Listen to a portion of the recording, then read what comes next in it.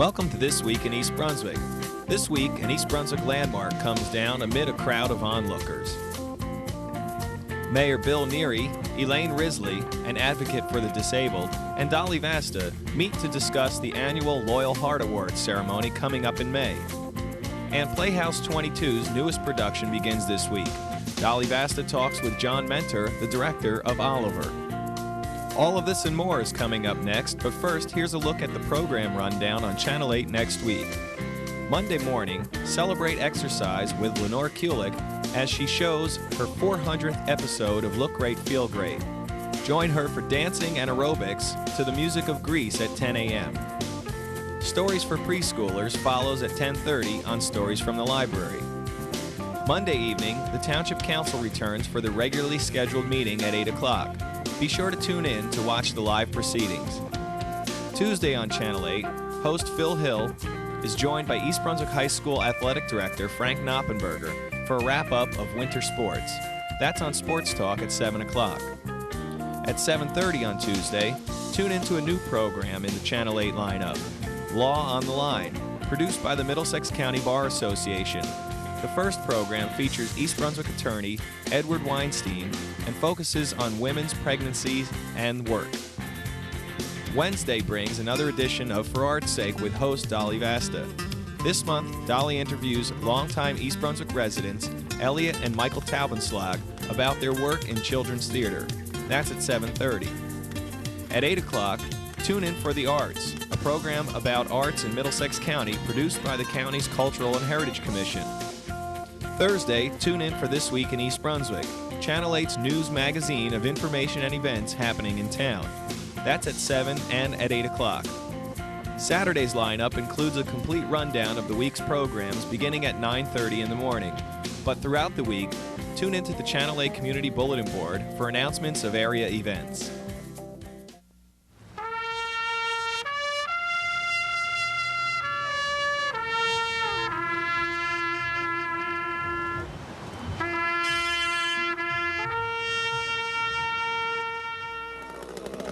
Last week, as two members of the high school marching band Blue Taps, Louis Morano, owner of Flash for Hair on Summerhill Road, watched as his trademark pink tree came crashing down.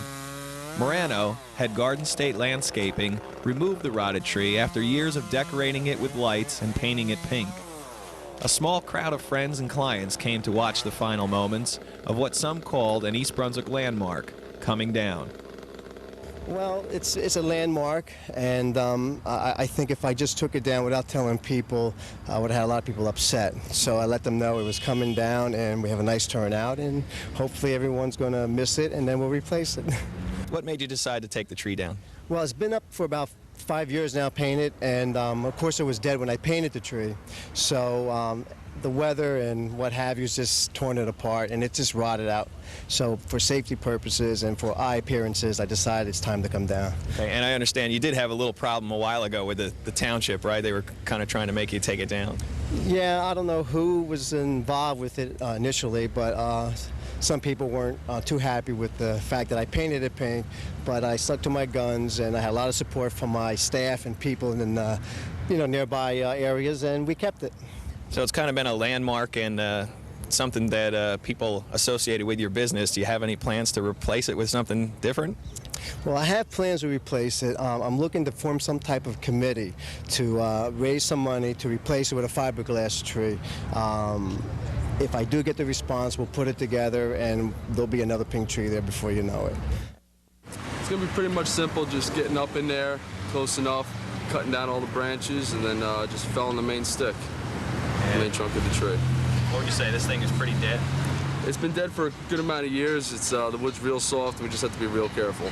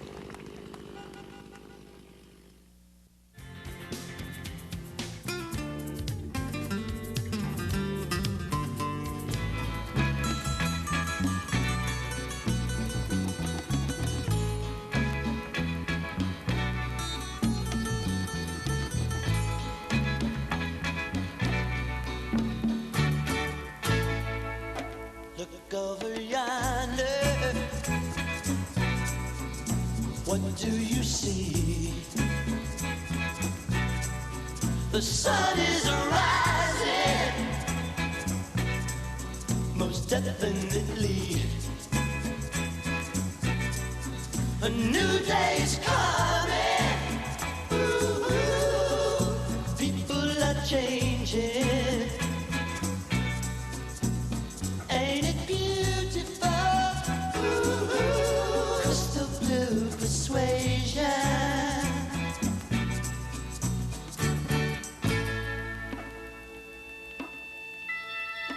Better get ready.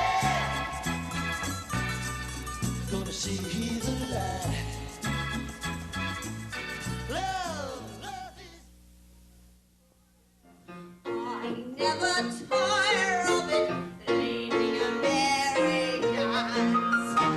If you don't mind having to go without things, it's a fine life. You and me told Jolly of better outings, it's a fine life. Hi, I'm Dolly Vasta for This Week in East Brunswick. I'm at Playhouse 22, and of course a new show opens there this Friday night, which is Oliver. And with me is John Minter, who is the director of Oliver. And is this the first show you've directed here? No, actually, it's my second. I did Annie Warbucks here last spring, and so it'll be my second time. How big a cast? I'm going to say close to 30. That's a big cast to Yeah. work with on this stage. It's a lot of kids. Yes. How many kids are in the show? 14. 14? We know, almost everyone, I think, does know the story of Oliver, but Oliver really opened many, many years ago in New York. So recap for us, kind of fast, the story of Oliver. Basically, it's about an orphan who is living in a workhouse, and he escapes the workhouse to make a life for himself on the streets of London. He runs into the artful Dodger, who takes him to the villainous Fagin and learns how to pickpocket. He gets caught pickpocketing and gets locked in jail, and that's basically it. He does get taken over by a rich gentleman by the name of Mr. Brownlow, who knows that he really wasn't the true pickpocket, but that's basically a roundabout. Well, there's a lot of excitement in the story, and some great numbers. Absolutely, and some great scenes. Small pleasures, who would deny us these? Gin toddies and measures, no skipping if you please. I rough it, I love it, life is a game of chance. I never tire of it, leading a merry dance. If you don't mind having to go without things, it's a fine life. It's a fine life. Though it ain't told jolly or pleasure outings, it's a fine life. It's a fine life. When you've got someone to love, you forget your cares and strife. Let the prudes look down on us, let the wide world frown on us. It's a fine, fine life. Ain't that right, Beth? Go on, you tell, girl. Cares if straight laces near us in the street. Fine airs and fine graces. Don't have to sin to eat.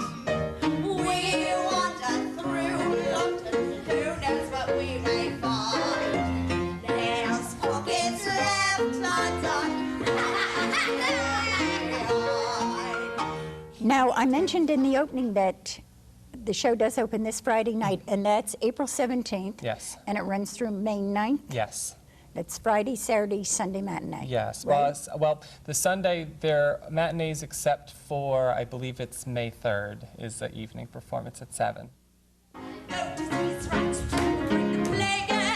It's a fine life. It's a fine life. But the grass is green and dense on the right side of the fence. And we take good care of it, and we get our share of it, and we dance. Meanwhile, oh, if you don't mind having a life along this, it's a fine life. It's a fine life. There's no tea, and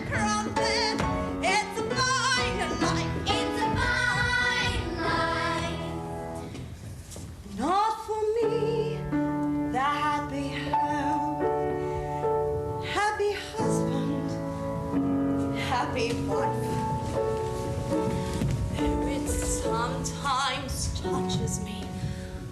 For the likes of such as me. Mine's a fine, fine line. There's no place like home, especially yours. No matter what type of castle you call home, you can keep it looking and running in royal fashion without leaving your hometown, because East Brunswick's got everything to make you feel right at home. East Brunswick's merchants can light up your life and brighten your walls with picture-perfect art. Color your world in just the right shade or pattern. Drape your home in elegance and make it bloom. Furnish any or every room. Your backyard too. Beautify a bedroom or create another. Let the sun shine in beautifully in just the amount you want, and even get you all decked out, because East Brunswick's home to everything your home needs or everything you've dreamed about. Whether it's that new gleaming kitchen or a showplace bathroom that showers you with compliments, a plush carpet under your feet, or the feel of a classic ceramic, or a rich hardwood floor on which to set your special table. If it makes your living more livable, you'll find it just steps away in East Brunswick. And when your castle needs a tune-up, you can keep your cool or warm up to a cozy winter. Get a fix on your refrigerator or stove, and keep a leak-free roof over your head. Spruce up your garden, revitalize a favorite chair or sofa. Make your home sparkle, or secure it for your loved ones, so you can breathe a little easier. When something needs repair, or you need service right away, it feels good to know that help is close by. So for something bold, something old, for the little things that brighten our everyday lives, and the things that really keep the home fires burning, there's no place like home. When you need the products and services that make your home beautiful, comfortable, and run like clockwork, turn to your neighborhood merchants. Remember, when you support local business, you keep taxes down. Shop in East Brunswick. It's got all the comforts of home. I'm Mayor Bill Neary. This park is one of thousands of community projects sponsored by Kiwanis. But Kiwanis' major emphasis has always been our nation's youth. And that's why Kiwanis supports most programs for kids, including Scouting and Little League, Special Olympics, 4-H, YMCAs, summer camps, and handicapped kids. Much of the funds for Kiwanis youth work come from donations on Kiwanis Peanut Day. So when you see a Kiwanis Peanut Man, give generously. He's helping kids in your neighborhood. Yay, Kiwanis! Have you joined the Friends of the Library yet? This worthwhile organization that supports so many library programs and provides technical equipment for the library is just 30 new members short of our goal of 300. Let your membership be the one that puts us over the top. Pick up a membership form today or call 390-6761. Thank you from the Friends and the Library. Calling all Rutgers alumni, or are you thinking about Rutgers, or perhaps parents who are considering Rutgers as a choice for their college-age students? You may want to get the unofficial guide, the Rutgers Students' Unofficial Guide. It's a guide to the college. It's the best and the worst from the student's point of view, and this one is uncensored. East Brunswick resident Michael Chodroff is the author and a recent alumnus of Rutgers University. Well, congratulations on this book. Thank you, Judith. Thank you. Where did the idea come from? Believe it or not, the idea came from I was interviewing back in September in New York for public relations, marketing jobs, and I just couldn't stand the fact that I was on the bus and seeing people coming home from New York every day with such unhappy looks on their face. So I figured, let me think of something that I could do to keep myself busy in town and also have fun with and, you know, make some money, hopefully. And sure enough, I had also dealt in dealing with books before. I tried to publish children's books, and unless you have an agent or you're somebody with a name, you know, they don't even want to look at it. So on the way back from New York one time when I was interviewing with some of these companies, I said, it just clicked. I said, you know what? At Rutgers didn't have any kind of guide. I go, that would be great for book publishing. And on the way back from New York, I sat down and write about 60 topics that I could ask, and sure enough, they ended up in a book. I put them together on a survey, gave them out to the students, and here I have my unofficial guide to college by the Rutgers students. I just love these stories. How many times have you found yourself saying, why didn't I think of that? Such a simple idea. Believe it or not, that's the big thing that a lot of people have been telling me. That, I've been lucky enough to be able to do this and put it together. And a lot of people said, wow, I can't believe nobody's really thought of that before. When I was a student at Rutgers, I graduated 2 years ago in '96. There was nothing for the 4 years that I was there. And, we already plan on doing it at schools next year that I know don't have it as well. So hopefully this could turn into a nice little business. Well, if you need help at Kane University, I'm an alumnus there, so I can help you out. But it would be years ago, so I don't know if it would hold true. So this is the unofficial guide. So this is not from Rutgers University. This is from the students themselves. How many students were interviewed? Correct. What we did is we printed up close to 10,000 surveys. The surveys were distributed via the dormitories. The president of the dormitories helped pass them out. I went in front of about 10 big lecture halls. I actually walked off campus at one point because I wanted to continue to get more surveys and knocked on off-campus housing doors. I pretty much figured out who was a student by seeing the cigarette butts and the beer cans and the bicycles on the porches. And what I did is I left them with them, and the next day they left them in their mailbox. Several other ways, and in all of the 10,000 surveys, we got back close to 11%, so we got back almost 1,100 surveys. Now, there are quite a few categories ranging from serious stuff, like the best subject or the best major or the best teacher, to the worst teacher and the worst major, and then even the best grease truck, because Rutgers is known for its grease trucks, the places the students eat at 4 o'clock in the morning, the best coach, the worst coach. Now, you are either going to be extremely popular or dead. Well, yeah, it was funny. I was, there's certain things that I was going over and over and over again in my mind, but I figured in order to have an unofficial guide to college, you have to include everything. I can't just look out for my own back. Certainly I am risking a little bit by saying and it is the least favorite, not necessarily the worst professor, and other topics like that. But I said that if a student wanted to come to Rutgers, or a student was interested in this book, or anybody that's at Rutgers, or even alumni that want to go back and see how it was when they were there or what they're actually going into, I figured there was everything that I had to include in here. So yes, certainly I hope that people take it with a grain of salt and could use the information maybe to help them or as a wake-up call. But my intention was basically just to have a fun time with it and let the students actually say what they felt. Well, I think what's so interesting, living in the area, even though I didn't go to Rutgers, I do go over to New Brunswick quite a bit, so it's helping me because the students have picked some of the best restaurants in their opinion, some of the best places to get ice cream, and students know their junk food. So this is definitely an official guide in that sense. Have you heard from anybody that's been mentioned in the book? Because I'm sure there's restaurateurs that are going to be very happy. Yeah, there were people that I did mention the book to when I was going around. There is some advertising in it. The people that were kind enough to help me defray the cost of the book, certainly, they didn't affect the results, but they were pretty happy about some of the things. I pretty much let all the people know in the positive categories, that they were mentioned, and for the most part, they thought it was a great idea also, and they were pretty satisfied. The best part of the story of this book is that you have gone into publishing. You are now a publisher, and you have taken your idea, and perhaps we're going to see more of it. How can people get a copy of the book? The best way to get a copy of the book is to send a check for $13.95. The book is retailing for $9.95 to Arm & Arm Publishing at P.O. Box 996 in East Brunswick, New Jersey, 08816. Or if you're in New Brunswick, they're also selling it over at the Rutgers Bookstore, the Livingston Bookstore, and the Student Co-op. Well, both parents and students, it's everything you wanted or maybe parents don't want to know about Rutgers University. And it's certainly a practical guide if it's helping you get ready for September.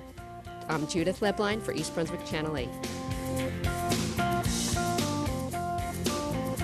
Hi, I'm Dolly Vasta for This Week in East Brunswick, and I have with me in the studio His Honor the Mayor, Bill Neary, and Elayne Risley, and I'm going to read her title, and if I have any time left over, we'll talk to her.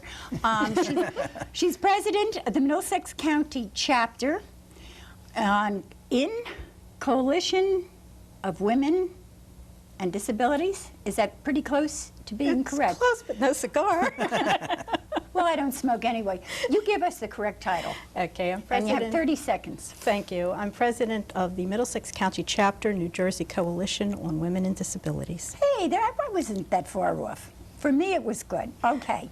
Now, you are here to promote the Loyal Heart Award Day, which is an annual event, and it happens on the first Sunday in May, right? This year it would be May 3rd. Correct. Okay.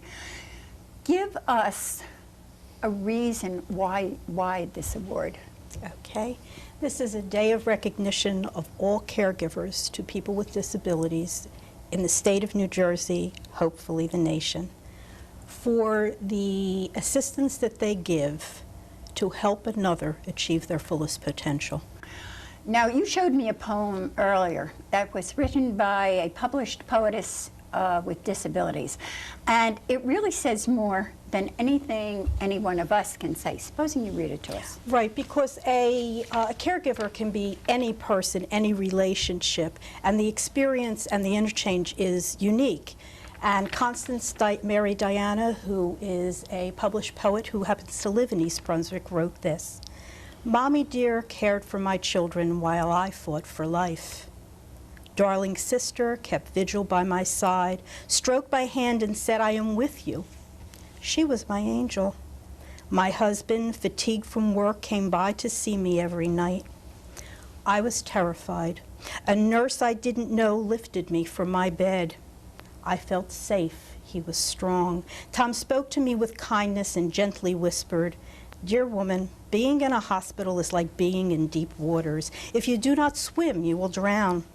He was the rock I held on to. Carol, my night nurse, when all was quiet, she stayed by my bed to soothe my fear. She was my sailboat.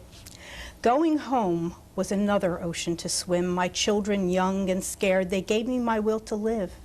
They were my oars. Barbara, my home care worker, I thought she was mean. She gave me back my fighting spirit. My caregivers, they made me swim. Which really says it all. Yeah.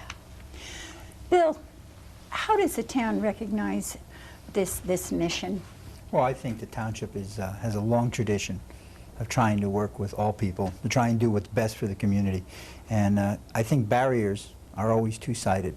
They block in different directions. And anything the community can do to help relieve some barriers from people who have disabilities, who may need a little bit of help along the way, and have caregivers give them assistance to help them help the people who need it. The society and the community benefits greatly from it, because those barriers also prevent the community from receiving the talents of all people. And I think everybody's talents and everybody's contributions what makes East Brunswick a better town to live in.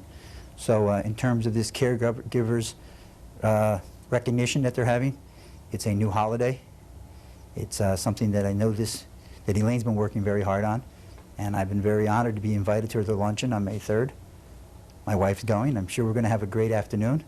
It's once again part of the community's response to the people who live here, that the people who live here are all part of this community, and we should do all that we can to encourage and assist them, whatever they can do. Now, this luncheon is open to everyone. Yes, it is. Correct. And they can get tickets or make reservations by calling.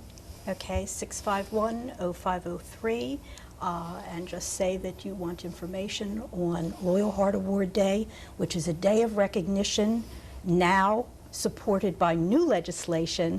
We have a recently passed Senate bill that makes Loyal Heart Award Day a day of recognition in the state of New Jersey into perpetuity.